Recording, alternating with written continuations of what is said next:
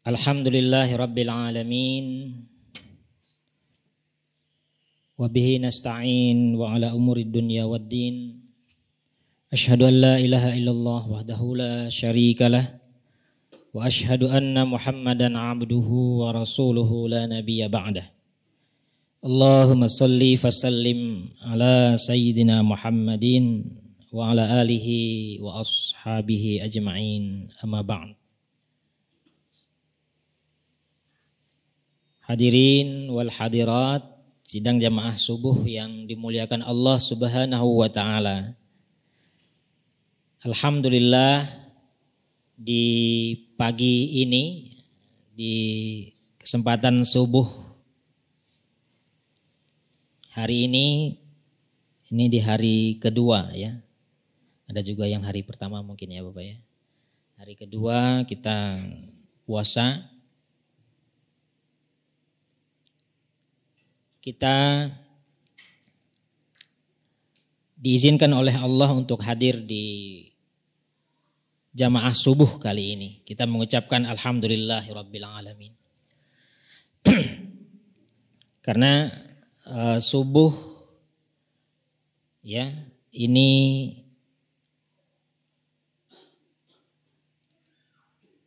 waktu yang sangat dihargai ya, sholat jamaah subuh ya, yang ada yang menyebutkan kalau tanda orang munafik itu berat untuk sholat subuh dan sholat isya.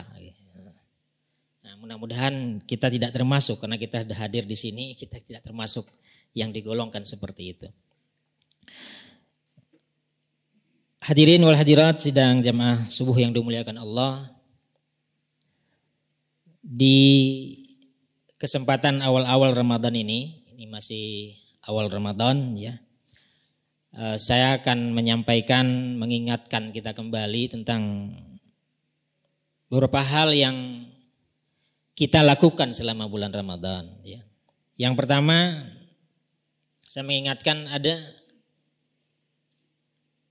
yang menjadi penyebab nanti puasa kita batal atau tidak ya. Karena ketika tidak terpenuhi maka nanti menyebabkan puasa kita tidak diterima. Ya, ini mengenai rukun ya. Apa rukun puasa? Kita tahu rukun sholat, kemudian rukun puasa yang utama itu dua, niat kemudian menahan. Dan jadi menahan dari makan dan minum dan hubungan suami istri dari terbit fajar sampai tenggelamnya matahari. Ini dua ini harus ada ya. Kita sudah melakukan tadi malam dah niat ya. Kita sudah lakukan. Dan ini sangat mempengaruhi nanti keberlangsungan puasa kita. Niat terutama. Karena memang innamal a'malu binniyat ya. Sungguhnya setiap amal itu tergantung niatnya. Tetapi kaitannya dengan puasa, niat itu sangat penting.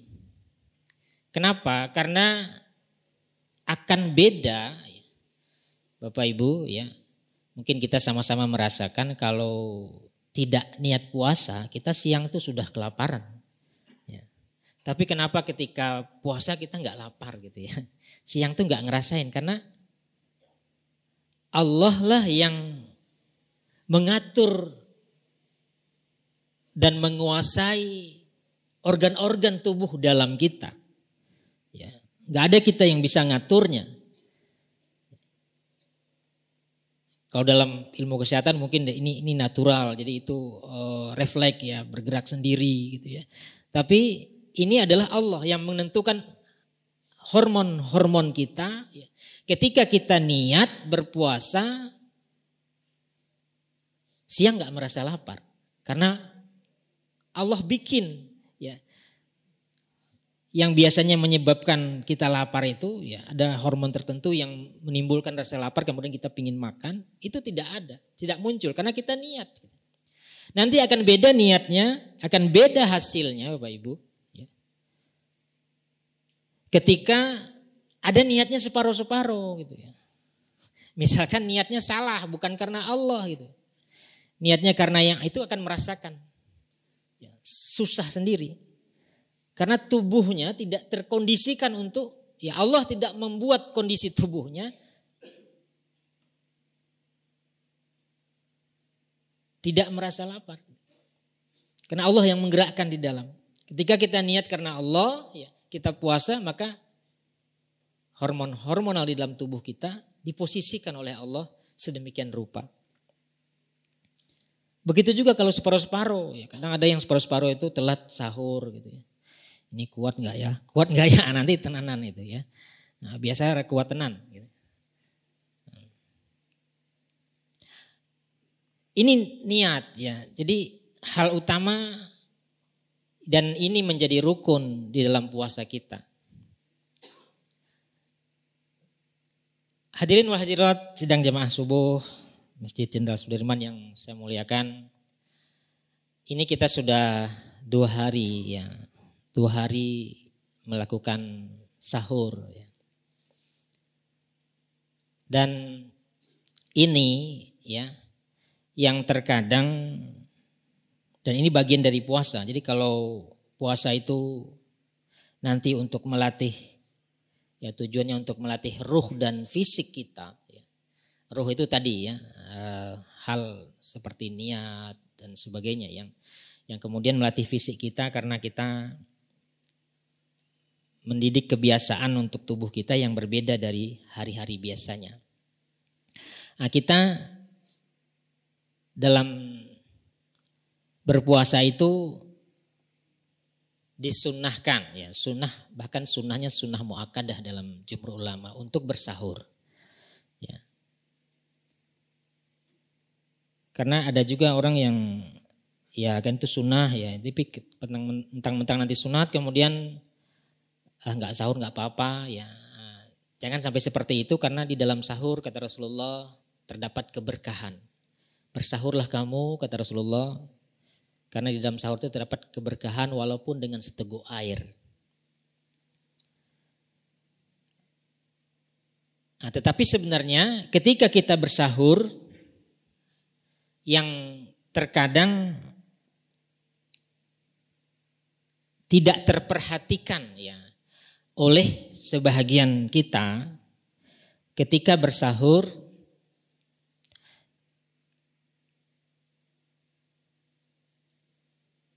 makanan yang dimakan ketika sahur itu terkadang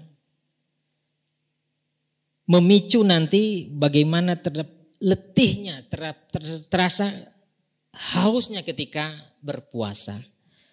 Nah, ini Bapak-bapak dan Ibu-ibu, ya karena seharusnya sahur itu nanti kita dianjurkan bersahur. Rasulullah bahkan menganjurkan kita di samping merasakan waktu sahur waktu yang disebut di dalam Al-Quran ya, wa yastaghfiruna fil ashar ya, orang-orang yang beristighfar pada waktu sahur.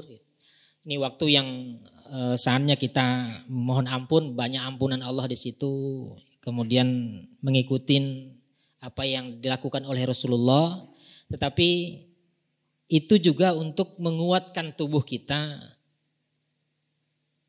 ketika berpuasa. Seharusnya nutrisinya ya, yang kita berikan terhadap mungkin seorang ibu yang memasak untuk keluarganya, itu diberikan nutrisi yang baik. Jangan sampai ada, ini saya dapatkan dari kawan-kawan dokter holistik ya, yang menyebutkan ada makanan-makanan yang nanti menyebabkan ketika kita puasa akan membuat terasa capek betul, lapar betul. Ada yang perlu dihindari, makanan dan minuman. Makanan yang menyerap cairan. Jadi makanan yang disuguhkan, apa itu? Contohnya misalkan mie dari bahan tepung-tepungan atau mie. Ya, ini kadang-kadang Dulu waktu mahasiswa juga senangnya ya itu gampang itu Umi, tetapi ternyata memang ini ketika awal-awalnya tidak terasa, tapi ketika sudah ya dia mengembang terus, kemudian dia akan menyerap cairan di dalam tubuh kita. Tepung-tepungan itu juga sifatnya begitu. Ini dari kawan-kawan holistik ya. Jadi kemudian minuman yang juga nanti sifatnya kering, gitu. Ya, kopi, minuman bersoda, ya. Kemudian ya ada kalau teh itu terlalu kental ya biasanya nas gitel gitu ya, panas, kental gitu ya. Jadi terlalu kental itu nanti akan menyerap cairan. Nah, kondisi seperti ini ya, ini harus jadi perhatian mungkin bagi kita. Di samping kita mendapatkan keberkahan di waktu sahur tadi ya, kemudian ampunan dari Allah Subhanahu wa taala, tapi posisi makanan ini juga akan membantu nanti bagaimana di siang-siangnya puasa kita tetap beraktivitas. Ya.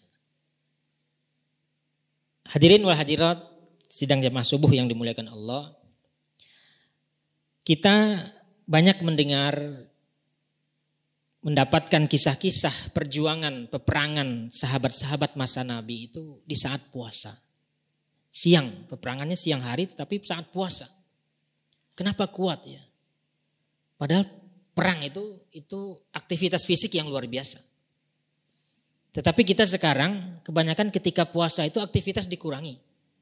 Ya, jam kerja biasanya dikurangi ya. Masuknya diperlambat, keluarnya dipercepat ya. Ya mudah-mudahan itu digunakan nanti untuk banyak ibadah gitu ya. Tapi seringnya malah aktivitas fisik kita berkurang di saat-saat puasa. Seharusnya ya aktivitas kita normal saja.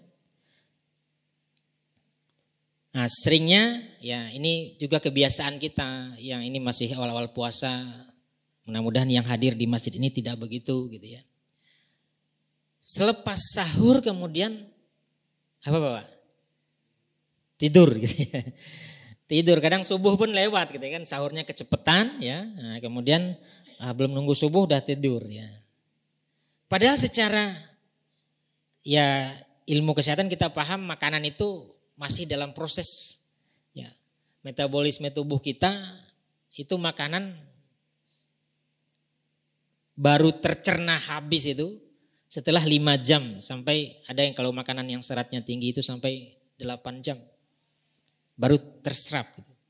Ya seharusnya ketika habis sahur ya kita disunahkan untuk mentakhirkan dekat subuh, kemudian kita melakukan gerakan yang nanti membakar makanan itu.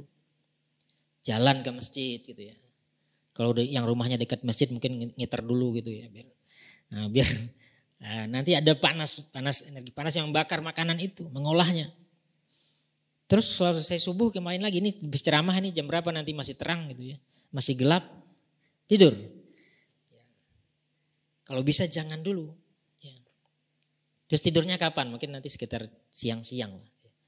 Karena ketika itu memang makanan sudah habis tercerna semua. Ya. Sebab ketika makanan masih ada di dalam tubuh kita, ya habis makan itu kemudian tidur itu tidak sehat itu. Karena nanti terjadi fermentasi, menimbulkan GERD banyak, ya asamnya nanti. Ya orang yang kadang-kadang ini yang ketika kekeliruan di dalam menghadapi ini gitu ya, menjalankan ini, ya malah setelah puasa malah sakit mah muncul. Karena tadi habis subuh, habis makan, biasanya di luar Ramadan tidak, habis makan itu tetap aktivitas, gak tidur. Ini habis makan tidur gitu. Ini aktivitas yang ya karena nanti jam kantornya, jam kerjanya dimolorkan, jadi dah tidur dulu. Nah, tapi sebenarnya ini kalau kita melihat masa sahabat, kenapa mereka ya bahkan berperang itu di saat Ramadan, aktivitas tidak berkurang. Nah, ketika hal-hal ini, jadi kita pertama niat tadi itu yang utama, karena nanti akan membentuk fisik kita, organ dalam kita menyiapkan diri untuk berpuasa. Ya. Kemudian kebiasaan-kebiasaan yang kurang baik selama puasa ini kita hindarkan. Mudah-mudahan ya. Antasumu khairul lakum, di dalam Al-Quran itu kamu berpuasa akan menjadi lebih baik bagimu. Ini semua kita dapatkan. Jadi hal-hal yang nanti juga mungkin sudah dibahas yang membatalkan puasa, ya ini kita hindarkan. Kemudian niatnya yang kuat, ya. Kemudian kebiasaan-kebiasaan yang memang tidak sehat kita tinggalkan. Insya Allah puasa kita tahun ini menjadi lebih baik. Baik Bapak dan Ibu-ibu, ya ini bagi yang belum ada aktivitasnya, jam kantornya masih bisa digunakan untuk interaksi dengan Al-Quran kita dilebihkan, dan inilah saat-saatnya ya. Memang kantuk, tetapi kalau kita rela menahan kantuk kita untuk membaca Al-Quran, nanti Al-Quran itu akan bersaksi ya, di hadapan Allah, memohonkan syafaat untuk kita. Ya, nah, mudah-mudahan di bulan Ramadan ini aktivitas ibadah kita, interaksi kita dengan Al-Quran ini makin banyak. Jangan kita gunakan hadis dhaif yang mengatakan puasa itu, tidur itu merupakan ibadah. Nah ini ya hadis dhaif, walaupun ada hadis lain nanti yang menyatakan dibandingkan melakukan maksiat lebih baik tidur ya emang. Tetapi ketika kita katakan tidur orang puasa itu ibadah, yaitu kalau dibandingkan melakukan maksiat gitu ya. Tapi kalau tidak untuk itu, masih bisa aktivitas lain yang kita kerjakan yang lebih baik, hendaklah itu yang kita lakukan. Baik, demikian yang dapat saya sampaikan pagi ini. Mudah-mudahan ini mengingatkan saya pribadi dan kita semua. Akhirul kalam, billahi taufik wal hidayah, waridha wal inayah. Wassalamualaikum warahmatullahi wabarakatuh.